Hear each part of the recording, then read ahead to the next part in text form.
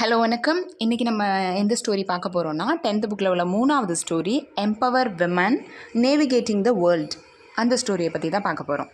இந்த ஸ்டோரியோட கதை சுருக்கம் என்னென்னா, இந்தியன் நேவி க்ரூ இந்திய கடற்படையில் உள்ள ஒரு 6 பெண்கள் ஐஎன்எஸ்வி தாரிணி அப்படிங்கிற ஒரு சேல் போட்டு மூலமாக 254 டேஸில் இந்த உலகத்தையே வெற்றிகரமாக சுற்றி வந்திருக்கும். ஸோ இந்த 6 பெண்களையும் ஒரு இன்டர்வியூவர் இன்டர்வியூ பண்ணுற மாதிரி தான் இந்த ஸ்டோரி அமைஞ்சிருக்கும். அதாவது அந்த 254 டேஸில் இந்த 6 விமனும் என்னென்ன கஷ்டங்களை அனுபவிச்சாங்க, என்னென்ன ஹாப்பி மூமெண்ட்ஸ் அதில் ஸ்பெண்ட் பண்ணாங்க, என்னென்ன எக்ஸ்பீரியன்ஸ் அவங்களுக்கு கிடச்சிது, எப்படி அவங்க சக்ஸஸ்ஃபுல்லாக அந்த பயணத்தை முடித்தாங்க அப்படிங்கிறதெல்லாம் சொல்கிற மாதிரி தான் இந்த ஸ்டோரியை எழுதியிருக்காங்க. ஸோ கதை எப்படி ஆரம்பிக்குதுன்னா, கான் ஆர் த டேஸ், அதாவது விமன் வீட்டை விட்டு வெளியே போகணும் அப்படின்னா ஒரு துணையோட தான் இப்போ போயாகணும். ஸோ அந்த காலம்லாம் இப்போ மாறி போச்சுன்னு சொல்கிறாங்க. அவங்களோட ஃப்ரீடம்க்கு அவங்களே ஃபைட் பண்ண ஆரம்பிச்சிட்டாங்க. அது மட்டும் இல்லாமல் நிறைய பேருக்கு ஒரு நல்ல எக்ஸாம்பிளாகவும் இருந்துட்டு வராங்க. இன்னைக்கு சூழலில் பார்த்தா நிறைய விஷயங்களில் பெண்கள் முன்னேறிக்கிட்டே தான் இருக்காங்க. தொழில்நுட்பமாக இருக்கட்டும், மீடியாவாக இருக்கட்டும், இந்த மாதிரி நிறைய மேஜர் பொசிஷனில் இன்னைக்கு சூழலில் பெண்கள் தான் இருந்துட்டு வராங்க. கதையில் அடுத்து என்ன சொல்லியிருக்காங்கன்னா, வாட் இஸ் ஐஎன்எஸ்வி தாரிணி. இந்த ஐஎன்எஸ்வி தாரிணிங்கிறது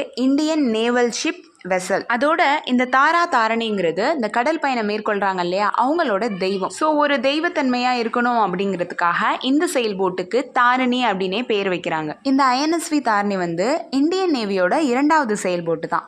ஃபர்ஸ்ட் எதுன்னு பார்த்தா ஐஎன்எஸ்வி மாதே. ஸோ இந்த போட்டு ஒரு 55 அடி இருக்கும். இந்த போட்டை கோவாவில் உள்ள மிஸ் அக்வாரிஸ் ஷிப்யார்ட் பிரைவேட் லிமிடெட் தான் உருவாக்கியிருக்காங்க. ஸோ நிறைய விரிவான சீ ட்ரையல்ஸ்க்கு அப்புறமா இதை இந்தியன் நேவி சர்வீஸுக்கிட்ட 18th February 2017 கொடுத்துருக்காங்க இந்த போட். ஆக்சுவலி இந்த தாரிணி அப்படிங்கிறது ஒடிசாவில் உள்ள ஒரு டெம்பிள். இந்த டெம்பிள் ஃபேமஸ் ஆன பிறகு தான் போட்டுக்கு இந்த நேமை வச்சுருக்காங்க. அது மட்டும் இல்லாமல் தாரிணி அப்படிங்கிறதுக்கு என்ன மீனிங்னா போட் அப்படின்னு தான் மீனிங். இதே சான்ஸ்கிருதில் சேவியர் அப்படின்னு சொல்லுவாங்க. ஐஎன்எஸ்வி தாரிணியில் ஒரு இம்பார்ட்டண்டான விஷயம் என்னென்னா, ரொம்ப அட்வான்ஸ்டு சிஸ்டம்லாம் வச்சு தான் இதை கிரியேட் பண்ணியிருக்காங்க. அதாவது உலகத்தில் எங்கே இது தொலைஞ்சு போனாலும் இது எந்த இடத்துல இருந்தாலுமே ஈஸியாக சேட்டலைட் மூலமாக கண்டுபிடிக்கிற மாதிரி சிஸ்டம்லாம் செட் பண்ணி வச்சிருக்காங்க. நேவிகா சாகர் பரிக்ரமா அப்படிங்கிறது தான் இந்த ப்ராஜெக்டோட நேமு. இந்த ப்ராஜெக்டோட முக்கிய பர்பஸே என்னன்னா, விமனோட பவரை எக்ஸ்போஸ் பண்ணணும், அவங்களால எல்லாமே முடியும் அப்படின்னு இந்த உலகத்துக்கு வெளிக்காட்டணும் அப்படிங்கிறது தான் இதோட மெயின் பர்பஸாக இருக்கு. ஸோ இதுதான் இந்த ப்ராஜெக்டோட முக்கியமான பர்பஸ் அப்படின்னு chief of the naval staff admiral Sunil Lanba அவரோட வெல்கம் ஸ்பீச்சில் சொல்லியிருக்காரு. இன்னொரு முக்கியமான விஷயமும் இருக்குது. அதாவது இந்தியாவில் செஞ்ச ஒரு பாய்மர கப்பல் எவ்வளோ சக்தி வாய்ந்தது அப்படின்னு உலகத்துக்கு காட்டுறதுக்காகவும் இது எய்ம் பண்ணப்படும். இந்த ஐஎன்எஸ்வி தாரிணியால் என்விரான்மெண்ட்டுக்கு எந்த ஒரு ப்ராப்ளமே கிடையாது. பிகாஸ் இது முற்றிலுமே பொல்யூஷன் ஃப்ரீயாக உருவாக்கப்பட்ட ஒரு பாய்மர கப்பல் தான். இன்னும் இதில் ஸ்பெஷலான விஷயம் என்னென்னா, இது கடலில் போயிட்டு இருக்கும்போது அங்கே உள்ள டேட்டாஸை மொத்தமே கலெக்ட் பண்ணி கொடுக்குற மாதிரி ரெடி பண்ணியிருக்காங்க. அதாவது கடலில் போகும்போது அங்கே உள்ள ஓசன் வேவ்ஸ்லாம் எப்படி இருக்குது, அங்கே எவ்வளோ பொல்யூஷன் நடந்திருக்கு, ப்ளஸ் வெவ்வேறு இடத்துக்கு போகும்போது அங்கே உள்ள வெதர்லாம் எப்படி இருக்குது அப்படின்னு மொத்த டேட்டாவுமே கலெக்ட் பண்ணி கொடுக்குற மாதிரி தான் இந்த ஐஎன்எஸ்வி தாரிணியை ரெடி பண்ணியிருக்காங்க. இந்த ப்ராஜெக்ட்டுக்காக இந்தியன் நேவிலிருந்து ஒரு 6 பெண்கள் செலக்ட் பண்ணப்பட்டாங்க இல்லையா. அவங்க யாருன்னு பார்த்தா, கமாண்டர் வாட்டிகா ஜோஷி, பிரதீப் ஜாம்வல், சுவாதி பத்ராபள்ளி, ஐஸ்வர்யா போத்தாபதி, விஜயா தேவி அண்ட் பாயல் குப்தா. இவங்க 6 பேரையும் தான் இந்தியன் நேவியில் செலக்ட் பண்ணியிருக்காங்க. இந்த 6 பேர் சேர்ந்த இந்த குழு எப்போ அவங்களோட கடல் பயணத்தை ஸ்டார்ட் பண்ணியிருக்காங்க அப்படின்னா 10th September 2017 கோவாலேருந்து புறப்பட்டுருக்காங்க. ஸோ இது ஒரு ஹிஸ்டாரிக் டேவாக அவங்களோட நேவிகேஷன் ஹிஸ்ட்ரியிலேயே மார்க் பண்ணியிருக்காங்க. ஐஎன்எஸ்வி தாரிணியை ஒரு 4 போர்ட்டில் நிறுத்தி வச்சுருந்துருப்பாங்க. எதுக்காகனா, இந்த கடற்பயணத்தில் ஏதாவது இந்த பாய்மர கப்பலுக்கு கோளாறு ஏற்பட்டிருக்கும் இல்லையா, அதை சரி செய்கிறதுக்காக ஒரு 4 போர்ட்டில் இந்த கப்பலை நிறுத்தி வச்சுருப்பாங்க. அது எங்கெங்கன்னு பார்த்தா, Fremantle Australia, Lyttelton and New Zealand, Port Stanley the Falkland and Cape Town South Africa. இதை எல்லாத்தையும் இவங்க முடிச்சுட்டு 254 டேஸ்க்கு அப்புறமா 21st May 2018 இவங்க கோவாக்கு ரிட்டர்ன் வந்திருக்காங்க. இந்த 6 பேரும் வெற்றிகரமாக அவங்களோட பயணத்தை முடித்து வந்த பிறகு ஒரு இன்டர்வியூவர் இவங்களை இன்டர்வியூ பண்ணுறாங்க. ஸோ எதுக்காகனா, அவங்களோட 254 டேஸில் எவ்வளோ அனுபவத்தை கெயின் பண்ணாங்க, அவங்களோட எக்ஸ்பீரியன்ஸ் எல்லாம் ஷேர் பண்ணுறதுக்காக இந்த இன்டர்வியூ நடத்துவாங்க. ஸோ அந்த இன்டர்வியூவர் இவங்ககிட்ட கேட்குற முதல் கேள்வி என்னென்னா, நீங்கள் இந்த டாஸ்க்கை எடுக்கிறதுக்கு முன்னாடி உங்கள் 6 பேருக்கும் இந்த செயல்போட்டை பற்றி ஏதாவது அனுபவம் இருக்கா, இதை பற்றி உங்களுக்கு என்ன தெரியும் அப்படின்னு கேட்குறாங்க அந்த இன்டர்வியூவர். அதுக்கு நம்ம கமாண்டர் வாட்டிகா ஜோஷி என்ன ரிப்ளை பண்ணுறாங்கன்னா, எங்கள் 6 பேருக்குமே இந்த செயல்போட்டை பற்றி எந்த அறிமுகமுமே கிடையாது, அது மட்டும் இல்லாமல் நாங்கள் இதில் பயணம் பண்ணது கூட கிடையாது அப்படின்னு விமன் ஆஃபீஸர்ஸ் யாரும் படகுல போகிறதுக்கு இன்னும் அனுமதிக்கப்படுறதில்ல அப்படின்னு சொல்கிறாங்க. ஃபர்ஸ்ட் டைம் எங்களுக்கு ரொம்பவே கஷ்டமாக தான் இருந்துச்சு. கப்பலை ஒரு இடத்துலேருந்து இன்னொரு இடத்துக்கு கொண்டு போகிறது ரொம்பவே சிரமமாக இருந்துச்சு. ஆனால் ஒரு 3 வருட பயிற்சி எங்களுக்கு இருந்ததுனால அது மூலமாக நாங்கள் ஸ்லோவாக அதை பற்றி தெரிஞ்சுக்கிட்டோம் அப்படின்னு சொல்கிறாங்க வாட்டிகா ஜோஷி. ஸோ இவங்களை ரெண்டாவது என்ன கேள்வி கேட்குறாங்க அப்படின்னா, நீங்கள் இந்த டாஸ்க்கு போகிறதுக்கு முன்னாடி உங்களுக்கு என்ன மாதிரியான ட்ரைனிங்லாம் கொடுத்தாங்க, அதை பற்றி கொஞ்சம் ஷேர் பண்ணுங்கள் அப்படின்னு சொல்கிறாங்க. ஸோ அதுக்கும் நம்ம வாட்டிகா ஜோஷி தான் பதில் சொல்கிறாங்க. என்னென்னா, எங்களுக்கு முதல்ல சம் தியாரட்டிக்கல் கோர்சஸ் பற்றி சொல்லி கொடுத்தாங்க. அதாவது எப்படி எல்லாரோடையும் கம்யூனிகேட் பண்ணுறது, எப்படி நாங்கள் வழியை பார்த்து அது வழியாக போகிறது, அப்புறம் வெதர் செக் பண்ணுறது, ஐ மீன் எந்த நேரத்தில் எது நடக்கும் அப்படிங்கிறத வெதரை பார்த்து நாங்கள் எப்படி ஐடென்டிஃபை பண்ணிக்கிறது, அந்த மாதிரியான சில கோர்சஸ் தியாரட்டிக்கல் கோர்சஸ்லாம் எங்களுக்கு சொல்லி கொடுத்தாங்க அப்படின்னு சொல்கிறாங்க. கிளாஸ் ரூமில் நம்ம படிக்கிற விஷயங்களுக்கும் கடலில் போயிட்டு டேரெக்டாக நம்ம பயணம் பண்ணும்போது நடக்கிற விஷயங்களுக்கும் நிறைய வேறுபாடு இருக்கும். ஸோ வெதர் மோசமாகும்போது நிறைய மெடிக்கல் எமர்ஜென்சி ஏற்படலாம். ஸோ அந்த நேரத்தில் நம்ம அதை எப்படி ஹேண்டில் பண்ணுறது, அதுலேருந்து எப்படி நம்மளை ரிப்பேர் பண்ணிக்கிறது அப்படிங்கிற நிறைய விஷயங்களை எங்களுக்கு ட்ரைன் பண்ணாங்க அப்படின்னு சொல்கிறாங்க. அடுத்து ஐஸ்வர்யா என்ன சொல்கிறாங்கன்னு பார்த்தா, நாங்கள் முதல்ல ஒரு பேசிக் சைல் ட்ரைனிங் கோர்ஸுக்காக மும்பையில் உள்ள Indian naval waterman ship training சென்டருக்கு தான் போயிருந்தோம் அப்படின்னு சொல்கிறாங்க. அதுக்கப்புறம் அங்கிருந்து கொச்சியில் உள்ள நிறைய சதர்ன் ஸ்கூல்ஸ்க்கு பயிற்சிக்காக நாங்கள் அனுப்பப்பட்டோம் அப்படின்னு சொல்கிறாங்க. இது கூடவே இவங்க ஐஎன்எஸ்வி மாதை கப்பல் மூலமாக மொரீஷியஸ்க்கும் கேப்டவுனுக்கும் இவங்க பயணம் பண்ணியிருக்கிறதா சொல்லியிருக்காங்க. இந்த கப்பல் ஓல்டு கப்பலுங்கிறதுனால சின்ன சின்ன பழுதும் ரிப்பேரும் இருந்ததா இவங்க சொல்கிறாங்க. அது மட்டும் இல்லாமல் அவங்க பயணம் பண்ணும்போது சீக்கிரமே வாட்டரும் ஃபுட்டும் காலி ஆயிருமா. அதனால இந்த ட்ரிப்பு வந்து ஒரு டுட்டோரியலாக இருந்தது. ஒரு பெரிய கடல் பயணத்தின் போது நம்ம எப்படி ஃபுட்டு, வாட்டர், எலக்ட்ரிசிட்டி இது எல்லாத்தையுமே எப்படி நம்ம வந்து மேனேஜ் பண்ணணும் அப்படிங்கிறத நாங்கள் இதுலேருந்து கற்றுக்கிட்டோம் அப்படின்னு சொல்கிறாங்க. இன்டர்வியூவரோட அடுத்த கொஸ்டின் என்னென்னா, what was the selection process, எப்படி உங்களெல்லாம் செலக்ட் பண்ணாங்க அப்படிங்கிற விஷயத்த கேட்குறாங்க. அதுக்கு ஐஸ்வர்யா என்ன சொல்கிறாங்கன்னா, 30 பேர் இருந்த இடத்துல எங்கள் 6 பேரை மட்டும் தான் ஷார்ட்டலைஸ் பண்ணாங்க. எதை பேஸ் பண்ணி அப்படின்னா, எங்ககிட்ட ஸ்பெஷலாக இருந்த சர்வைவல் ஸ்கில்ஸை வச்சு தான் எங்களை ஷார்ட்டலைஸ் பண்ணாங்க அப்படின்னு சொல்லி. அதோட கமாண்டர் திலீப் டாண்டே அப்படிங்கிறவர் தான் எங்களுக்கு வழிகாட்டியாக இருந்தார். ஆரம்பத்தில் நானும் இதில் ஜாயின் பண்ணலாமா வேணாமா அப்படின்னு யோசிச்சுட்டே தான் இருந்தேன். ஃபைனலாக ஜாயின் பண்ணிட்டேன் அப்படின்னு ஐஸ்வர்யா சொல்லியிருக்காங்க. அடுத்த கொஸ்டின் என்ன கேட்குறாங்கன்னா, இந்த ப்ராஜெக்ட் பற்றி உங்கள் ஃபேமிலி மெம்பர்ஸ் கிட்ட நீங்கள் சொல்லும் பொழுது அவங்க எந்த மாதிரி ரியாக்ஷன் கொடுத்தாங்க, எப்படி ரியாக்ட் பண்ணாங்க அப்படிங்கிற விஷயத்த கேட்குறாங்க. இதுக்கு வாட்டிகா ஜோஷி தான் பதில் சொல்லியிருக்காங்க. என்னென்னா, உண்மையாகவே இது எங்கள் ஃபேமிலி மெம்பர்ஸ்க்கு ஒரு ஹார்டான டைம் தான். ஏன்னா நிறைய பேர் கடலையே பார்த்தது கிடையாது. எங்களில் ஒரு 4 பேர் மலை பிரதேசங்கள்லேருந்து வந்தவங்க.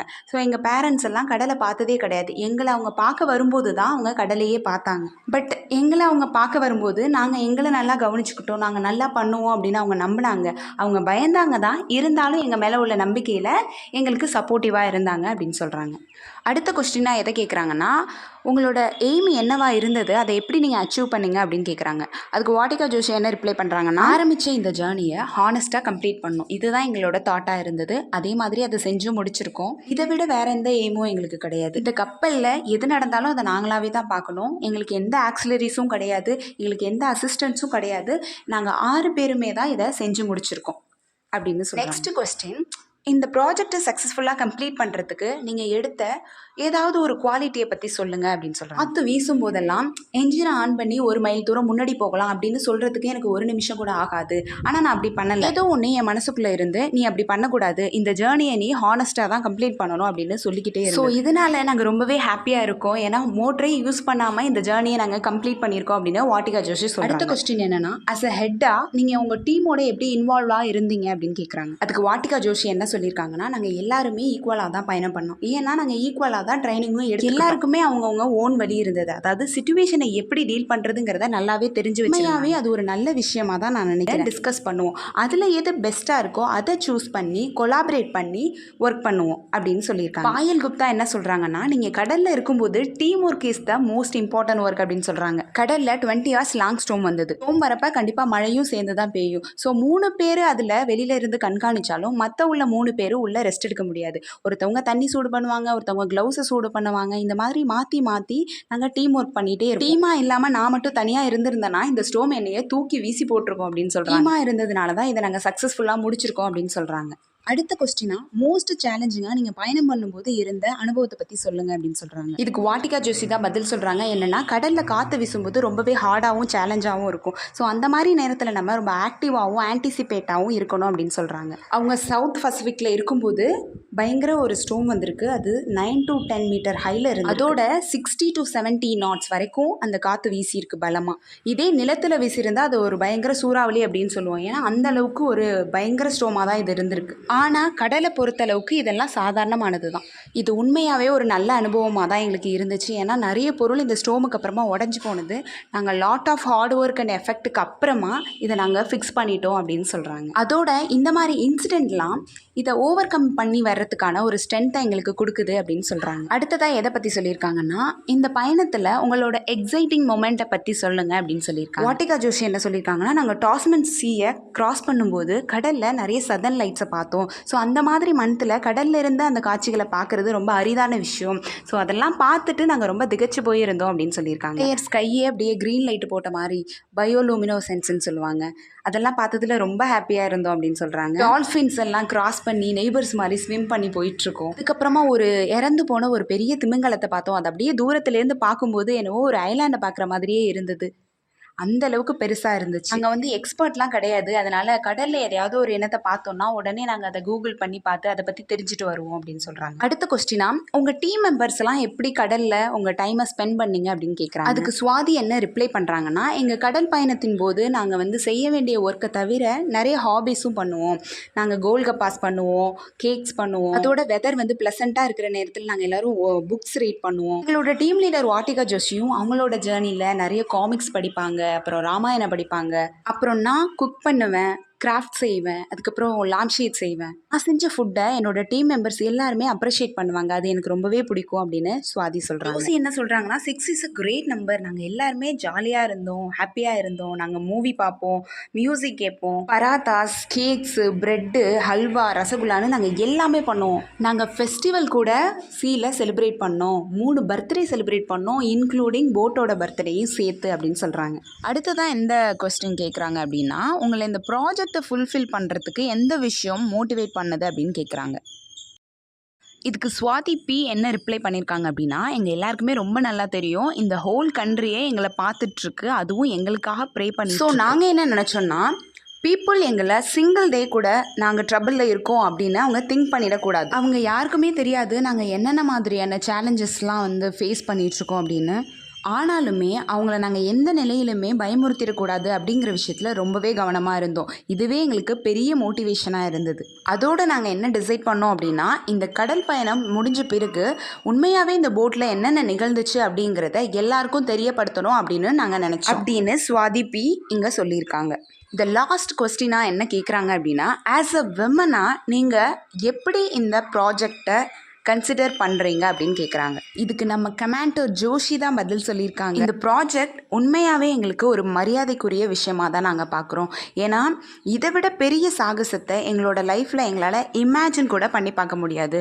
அந்தளவுக்கு நாங்கள் எல்லாம் ஹாப்பியாக இருக்கோம். அதோடு மட்டும் இல்லாமல் இது ஒரு விமன் டீம் அப்படிங்கிறதுனால உலகத்தில் உள்ள மற்ற எல்லா பெண்களுக்குமே இது ஒரு ஊக்கமாக இருக்கும் அப்படிங்கிறது நாங்கள் ஆணித்தனமாக நம்புகிறோம் அப்படின்னு சொல்லியிருக்காங்க. நம்ம ஜோஷி சொன்ன ஒரு இம்பார்ட்டண்டான பாயிண்ட் இதில் என்ன அப்படின்னா, கடல் எப்போவுமே நம்மக்கிட்ட ஜெண்டர்லாம் பார்க்குறதில்ல அப்படின்னு சொல்கிறாங்க. அதாவது நம்ம மனுஷங்க மட்டும்தான் எப்போவுமே ஆண் பெண் அப்படி இப்படிங்கிற ஜெண்டர் செப்பரேஷன்லாம் பார்ப்போம். மனுஷங்களை தவிர வேறு எதுவுமே செப்பரேஷன் பார்க்குறது கிடையாது அப்படிங்கிற விஷயத்த இங்கே ஸ்ட்ராங்காக சொல்லியிருக்காங்க. நிறைய பெண்கள் இதே மாதிரி அட்வென்ச்சர்ஸ் நிறைய பண்ணணும் அப்படின்னும், இந்த ப்ராஜெக்ட் முழுக்க பெண்களுக்காக பண்ணப்பட்டது அப்படிங்கிற விஷயத்தில் நாங்கள் ரொம்ப மகிழ்ச்சி அடைகிறோம் அப்படின்னு சொல்லியும் இந்த இன்டர்வியூவை முடிக்கிறாங்க. சீரியஸ்லி என்னை பொறுத்தளவுக்கு இது ஒரு அற்புதமான ஸ்டோரி. ஸோ இந்த ஸ்டோரிக்கான ஹைலைட்டட் பாயிண்ட்ஸ் கொடுத்துருக்கோம். நல்லபடியாக ப்ரிப்பேர் பண்ணிக்கோங்க.